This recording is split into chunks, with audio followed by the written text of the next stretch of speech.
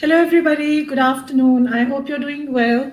Uh, I'm Nousheen Mukhtar, and today's live broadcast is the fourth episode of the Business Shower.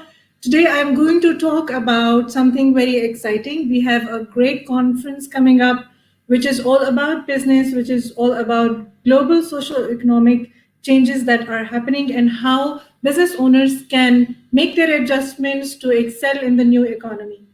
The conference name is the Leading Global Socioeconomic Forum for the year 2020. It's starting in the first week of September. The dates are 3rd September, 4th September, and 5th September. And guess what? We have somewhere around more than 25 speakers in this forum. Isn't it exciting? You will meet 25 business leaders from all around the world and will be able to learn tons and tons of tips from them to make your business excel in today's economy. So before we go ahead, I want you to watch the promo video that introduces all 24 speakers to you so that you get to know them very well. Here goes the video before we start the show.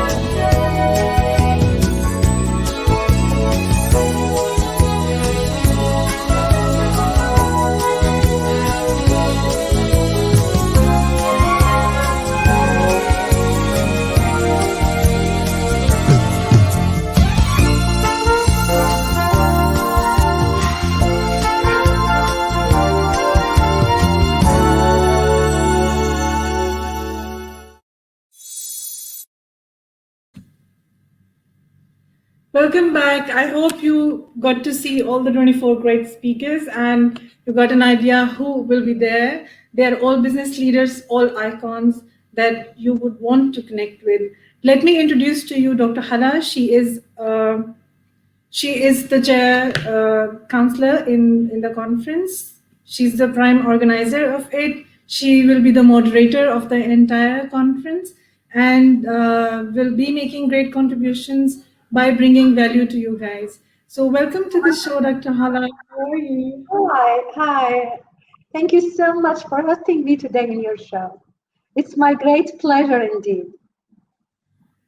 Thank you so much for giving me the honor of having you with me on the Business Shower today. We will talk less about business and more about the upcoming conference because we want everybody to be excited to be with us for our wonderful conference, which will bring great value to everybody. So, Dr. Hala, tell me, how did you manage to collect so many people under one umbrella in such a short time?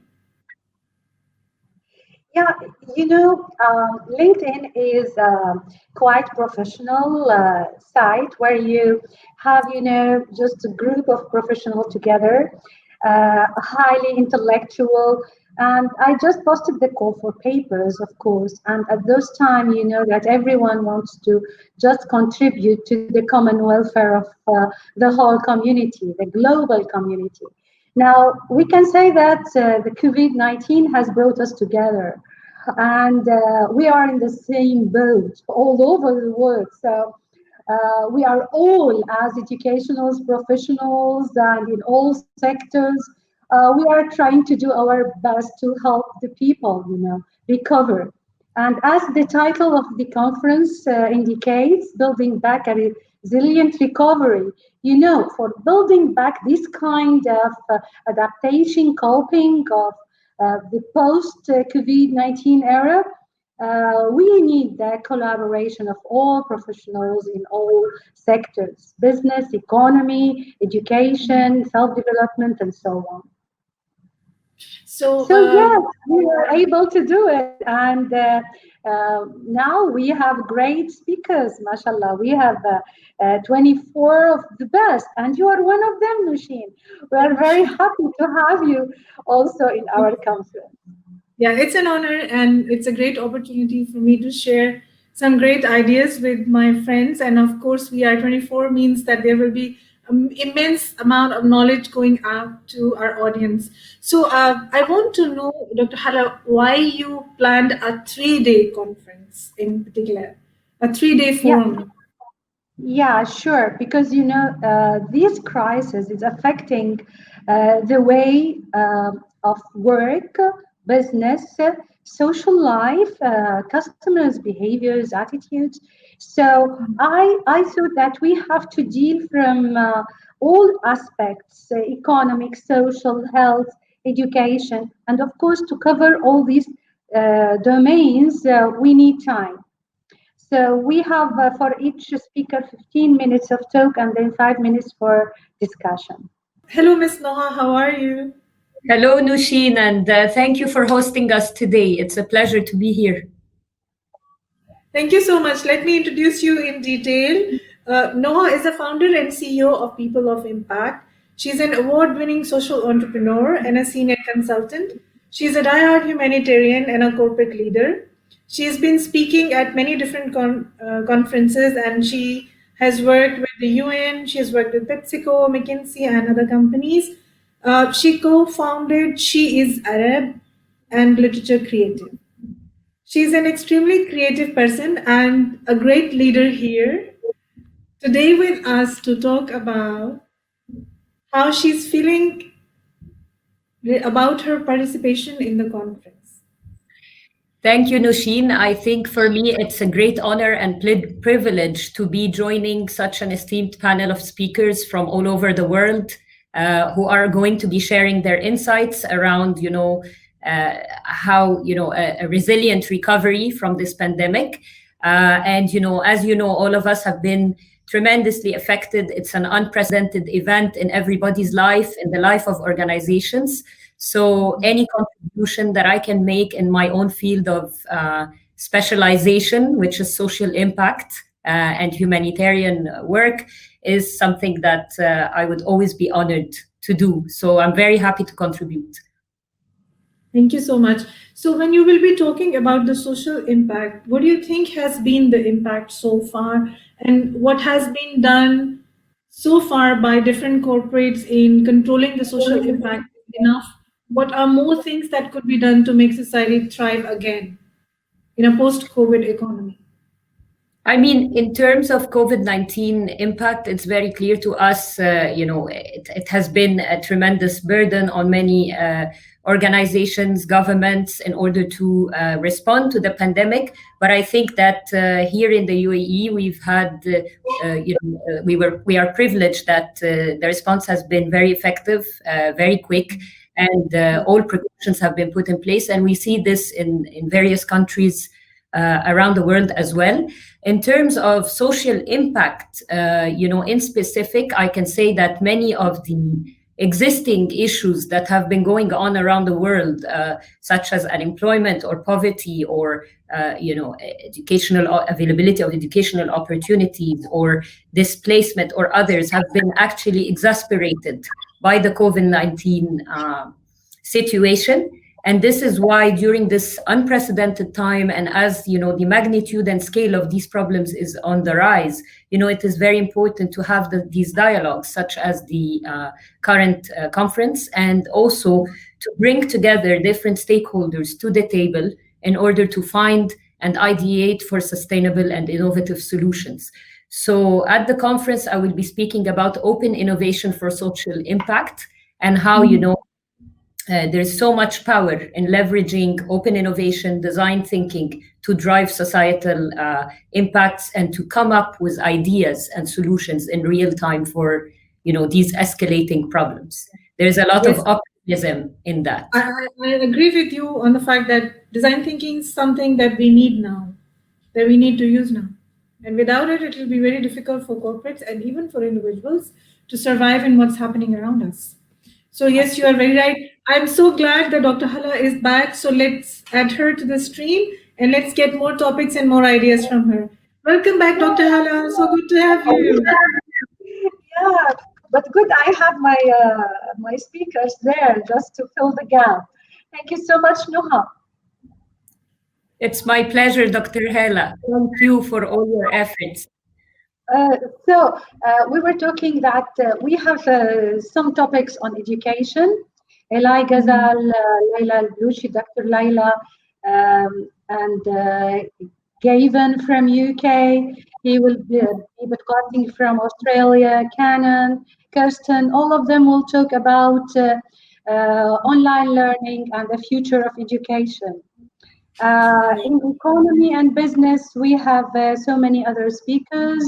We have Noha to talk about the impact, and then we have also Dr. Midhat, Yasser Baha, and many others. And also we have a guest, Her Royal Highness Princess Mortune. She will talk about women in leadership role in the post-COVID era. Right. It'll be a great honor to have her with us during the conference, and I'm so glad she made time for this. Yeah, sure.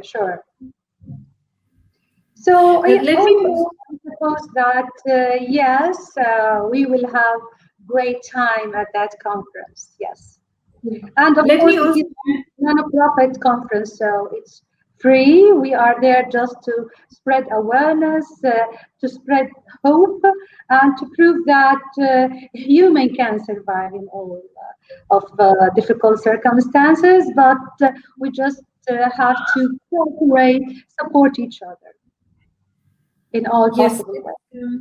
it's a great cause, Dr. Hada. Yes, you're absolutely right. Let me add Mr. Li also to the stream. He's one of the great speakers in the conference. As an introduction, I'd like to say a few words about him. He is a master's in language and literacy. He teaches at the University of Sheffield. He's been creating and delivering training in education sector in the Gulf and the Middle East, in the UK and even in the US for nearly 30 years now. So he's a great academician. He is an academic director of 21st Century Academic Forum in Montana, USA. And today he is with us because he's going to talk about active student-centered remote learning as a way forward in education during the conference, which is an amazing topic. Welcome to the show, Mr. Ellen. Well, thank you for having me. I remember the first time I met Dr. Hala. It was like, I think about 10 years ago. And it was the first conference that she was working on. And we did some pretty good things then. And we have stayed in touch and we have worked together. So nice to be working with you again, Dr. Hala. Noha, nice to meet you. And everybody who is on the group. I've been following up your messages every day. I'm sorry I'm not able to text all the time due to work commitment. And thank you for hosting the show, Nousheen. You're doing a fantastic job. Thank you. Thank you so much for joining me today. It's an honor to have you with us. The pleasure is mine. So, as an educationist and with so much of experience, let's say more than 30 years, what do you see are the present strategies that could be more successful for in the future that educationists must use in teaching children? All right. First of all, allow me to start because what you were talking about before with Dr. Hala is that the 15-minute time slot for the speakers. I think it's a great idea because then the speaker would not be talking about too many different things, but would be focusing on getting one point across. And I'm going to try to do the same thing right now in the few minutes that I have. Learning can only happen if the learner is getting an experience. However, over the years that I have sat in the classroom and carried out special research and observation, the problem with so many places, and I'm not saying everybody, is that when you have a classroom and you think about learning in the traditional way, where there is a student raising his or her hand to give the right answer, my question always is, what are the other 24 doing? So how do human beings get experience?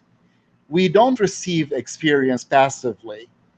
Our experience is shaped by our talking, our writing, our moving about, and our providing images. So this is now up to the teacher to design a learning experience that increases the experience per student in a session.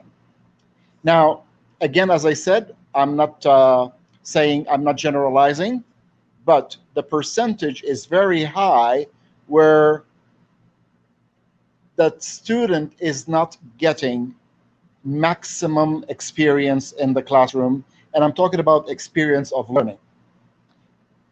The reason is because in the classroom and what we have inherited in the system of schooling and education, it is always the person who already knows the answer who answers. How do we create experiences to bring in the people who don't know? Going home and studying is not really the best solution in the classroom. So in order to do online, it's not much different from in the classroom. How do we design learning that can be transmitted and received electronically and digitally, where it increases the students' learning time through designed experiences that are scaffolded? So I'll take an example of the first 5 minutes. If anybody is left out in the first 5 minutes, that person is never going to catch up. So the idea is not whether the technology helps you learn. The technology does two things. It stores information and it transmits information. That's what technology is. Over 100 years ago, if you were not there to listen to the person in live in person, there's no way to store the speech. Then we had the gramophone, which became a record player. Then we had the tape recorder. And today we have digital recording. So the technology allows us to store things that we were not able to store more than 100 years ago. And that would be audio and filming. If we were not there to see it, it did not exist anymore. We can only hear somebody describing it. If we're not present in front of a person speaking, we have to rely on what somebody said that somebody said. Now, when human beings started to write, this became the first way of creating a storage system for ideas and knowledge. Then the technology of printing, which came in 500 years ago, dissipated this information to a wider audience. But today, with a single device, I can do all of these things. I can record, access, etc. So the technology today is how do we use it for storage and how do we use it for a two-way communication, not with a single person in the classroom, but with 25 people. The second reason for the technology is the communication has to be two ways. What is the person doing that the teacher can give feedback to, or peer students can give feedback to? Now, what do we miss when we do digital learning or remote learning? The thing that is missing is the human social aspect. Hearing a person's voice is better because we actually hear the vibration of the voice, is better than when it's transmitted electronically. Seeing a person live we see the person in 3D. However, on a digital device, we see that person in 2D. Now, technology is advancing very fast, and I am sure that at some point there will be holograms in our room that we can talk to and receive information from. But to come back to the last thing, do we want a good remote digital learning? Yes. What is the most important thing? A learning experience. And the whole point now is, how do you design it? How do you not teach, but design something that will be used in order to learn? This is the difference. So if a person keeps teaching, we're going to say, okay, why don't I videotape you and then play it again and again for the students? However, learning means that there is flexibility. There are different people. Somebody will be ahead a little bit. Somebody will be back a little bit. But remote learning is not new. It's been around for a very long time, but it used to be called correspondence, where if you live very far away, you register for the course, they send you the material by mail, takes sometimes a couple of weeks, you do the assignments, there was no multiple choice, you had to write out answers, then you had to send it back, and somebody would check it, and then give you feedback and send you a new assignment. What was the disadvantage? It took a long time to get feedback and the learning. What was another disadvantage? We human beings get gratification from two things: instant feedback and human interaction. Those are two key points that are still missing in remote learning or correspondence learning. However, in new learning on using digital means, clicking the right answer does not mean learning. And I don't want to say more than that right now, unless you have a specific question, because I can go on forever. But one more time, the reason for technology is that we can communicate two-way much faster. We can access stored information that is in print, in video, and in audio at our fingertips. What is left for the person, and I don't want to use the word teacher, why don't we call that person a learning designer? How do you create experiences that help a person move from one point to another point through the experiences? And that's what we'll call learning. This is a wonderful phrase to describe a teacher. For the first time, I have learned a new definition of a teacher. Although it's not new, we are all designing education and learning experiences for our students all the time, but we are sometimes not made conscious of what we are doing. Yeah.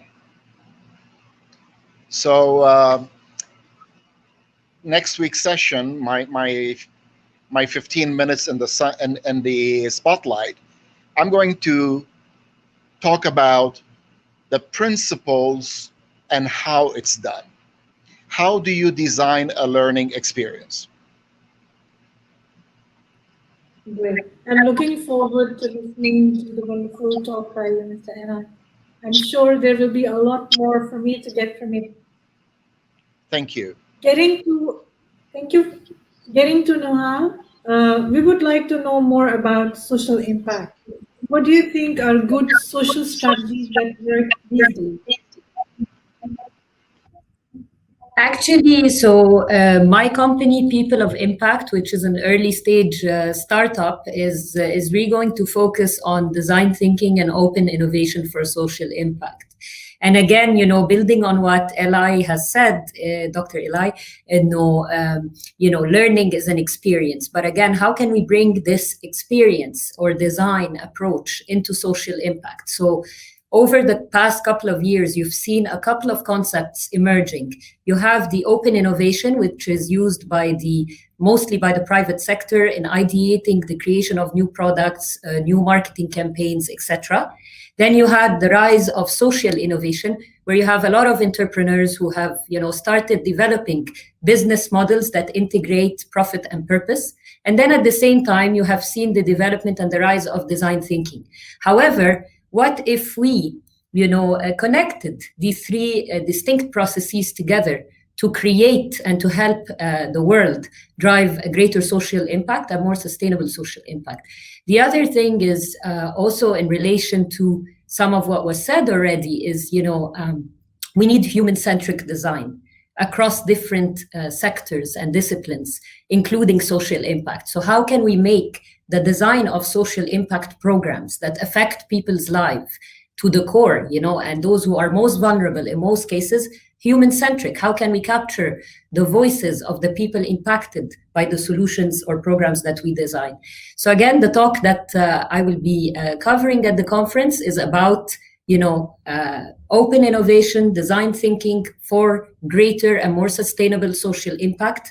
How can social impact become more participatory, such as open innovation processes? And how can that benefit the world and organizations who are currently, doing a lot of work in designing programs, sometimes programs that are not sustainable, sometimes programs that are not the best fit for the populations of beneficiaries or those who are going to benefit from them. So how can we change the game and develop these solutions in real time, leveraging technology, leveraging the collective power of ideas and thinking coming from different sectors? And how can we bring the social entrepreneurs with the people in organizations and institutions that are designing these programs right now to develop more effective solutions for a sustainable future? So I'm really looking forward to having that discussion. And I wanted to just close this with, if you look at the data and the facts relating to sustainable development today, you will see that the numbers are in the billions and the millions. So, you have 1.2 billion people without access to electricity today.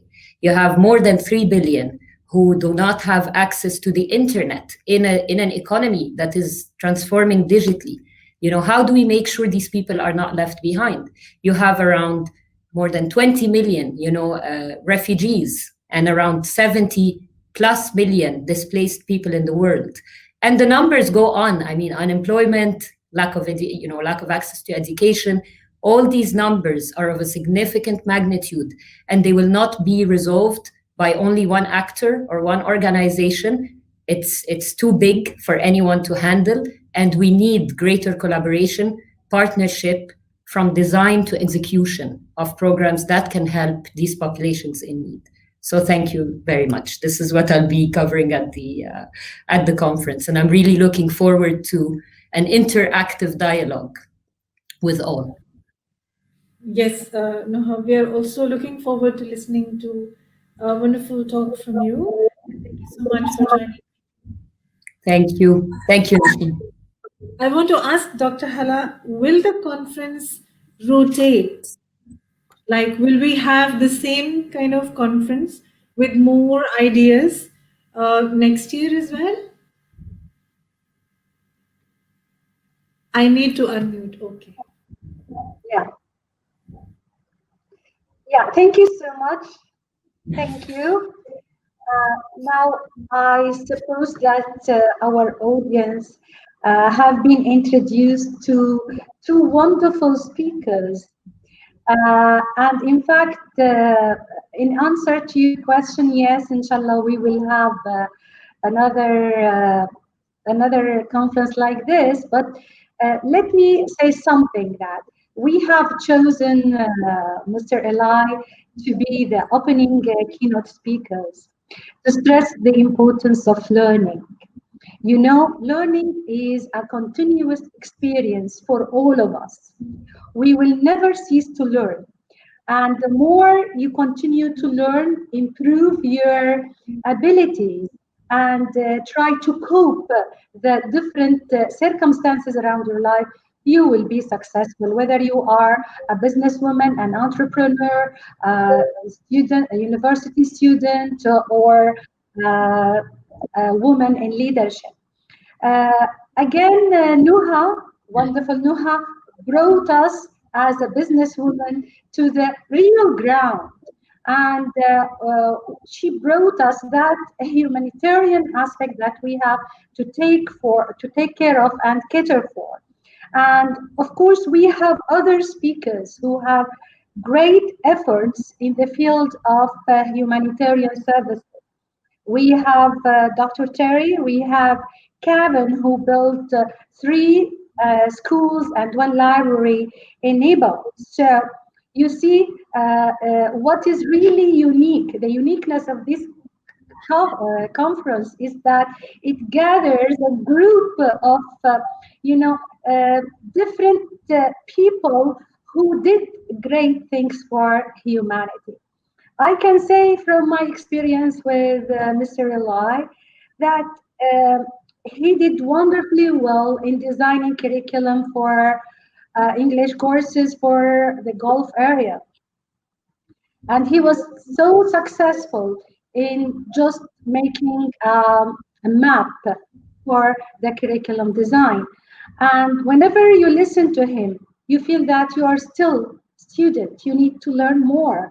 And that is the perfectness of any teacher, being a teacher and a learner at the same time.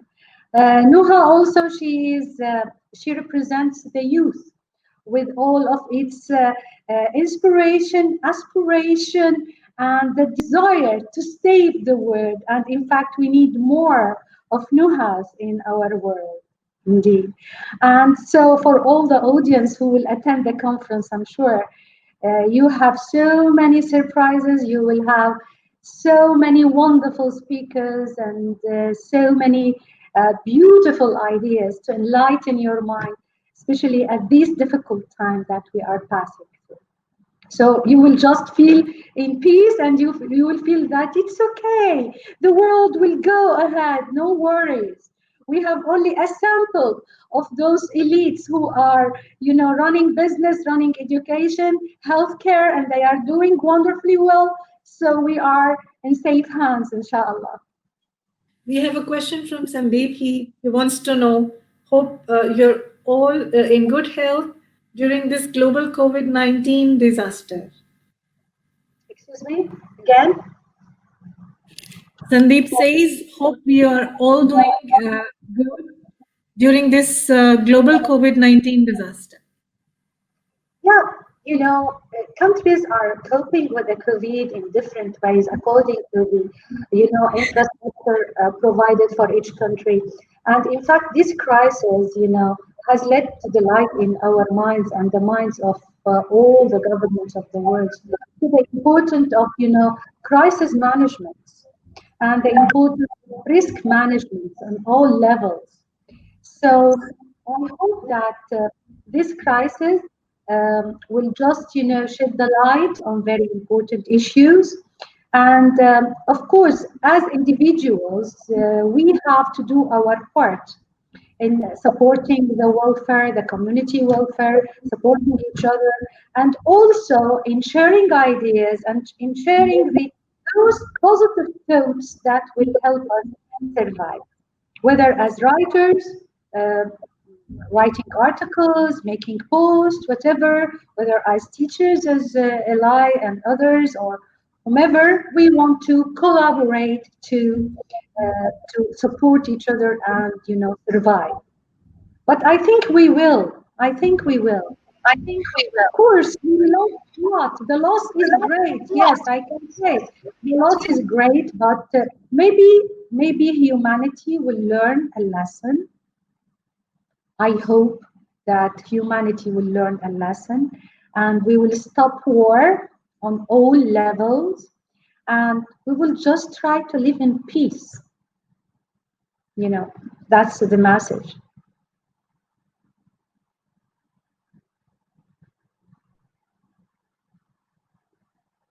Yes? I want to have a response from Eli. about how we can ensure well-being during this period as a response to Sandeep's question.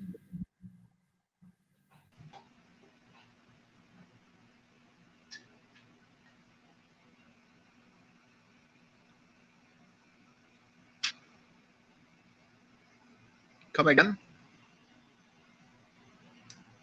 Can you hear me? Yeah. Can you repeat the I question? just read the question right now. Yeah, I just got the question. Um, well, I'm not in the medical profession, and there are lots of experts that are far beyond anything I can say and do. However, if we always want to learn from what we have now in order to avoid it in the future. So let's say sanitizing your hands, taking the temperatures at entrances. This is all very well. The question is two things. How can you prevent it? And how do you deal with it if it ever occurs again? And it will occur again. Viruses have been part of human society for as long as we know. Sometimes they were not called viruses; they were probably called magic or juju. But in the end, they have always existed, and bacteria, and they are good for the humanity. I mean, it keeps your immune system working. It prepares you for other illnesses. But what are we supposed to do? It did catch a lot of people unprepared.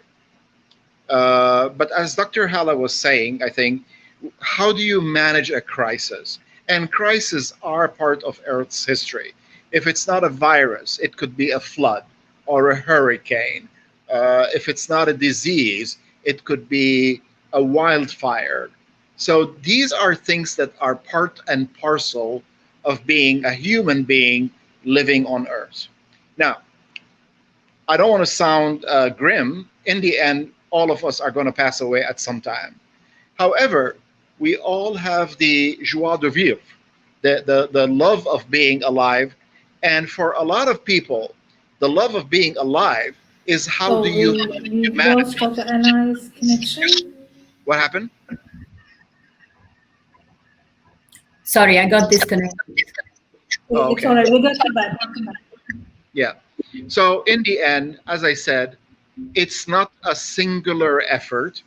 It's not an answer that Eli by himself knows. That's why our educational system has to become and be based on experience of learning rather than feeding of information. Feeding of information is no longer part and parcel of being a teacher. You have a small handheld device that contains more information than any teacher can know in 10 generations. As I said, I don't have an answer to the question, but what we can say, how can we learn from this in order to manage it or avoid it in the future? That's what we should be thinking of, not how we can find a miracle right now in order to prevent COVID or to stay safe from COVID. And the same things hold true. Wash your hands, disinfect, which is not very good, by the way, because the more we use hand sanitizer, the less our immune system is ready for a bacteria or a virus. But for the time being, this is the only solution we've got. Stay safe, protect yourself, wear a mask, clean your hands. And I'm not saying that. This is what the professionals are saying. Maybe the professionals are wrong. Maybe they are right. We'll find out someday. I wanted to add, Nousheen, if you allow me, to what Dr. Eli was saying from more on the mental well-being perspective. So, as an entrepreneur, and I'm sure there's many entrepreneurs listening to this show, basically, I think what I found very helpful is, how to reprogram or reframe your thoughts and mindset in order to stay resilient. And I think resilience and grit become here the cornerstone of being able to navigate the challenges that we'll be facing. I mean, today it's COVID-19, but God knows in a few years from now, once we've overcome this crisis, what else will happen. So I think, self-development and working on our own emotional regulation and mental wellness is very important. And taking breaks. I mean, I recall when COVID-19 started, I felt that, I had been running around like a busy bee, trying to build my business, go to so many meetings, constantly on the go. And when it happened, it was an opportunity to stop and think about what really matters, what to prioritize in life. So for many professionals, I think, it's a time of reflection. It's a time of how to reinvent ourselves for the better, and also to think of purpose. Because I work in the social impact space, I think, I would really urge everyone to think of their purpose. What are you here for, and what are you going to leave behind to others, and how are you going to be using your gifts and talents to benefit society, to benefit your family? And again, what truly matters, the prioritization of that and how you use it to the best of your ability. And I think the more you contribute and you feel like you're achieving, meaningful things for you, I think that really helps keep us motivated and positive as we navigate different difficulties in our lives. Yes, it's very, very true. Thank you so much for the great insight, Noha. I must thank Dr. Hala and Dr. Ella for being with us today. I really look forward to the conference. I will be talking about managing change in a world which has to be people-centric. So we all look forward to seeing you there. We all look forward to getting great questions from you during the conference. So stay tuned. Ask us if you have any questions now, or just register for the conference. You can see the link to the conference down. It's running in the ticker. You can also see it in the description of this event. And we look forward to seeing you and talking to you during the conference. Take care, and thank you so much for the speaker's time, for Dr. Hala, for Mr. Eli, for Noha. Thank you. Bye Thank for you so now. much. Thank you. Bye-bye. Bye. Bye-bye. Bye-bye. Have a great afternoon and keep safe, everybody. Bye-bye.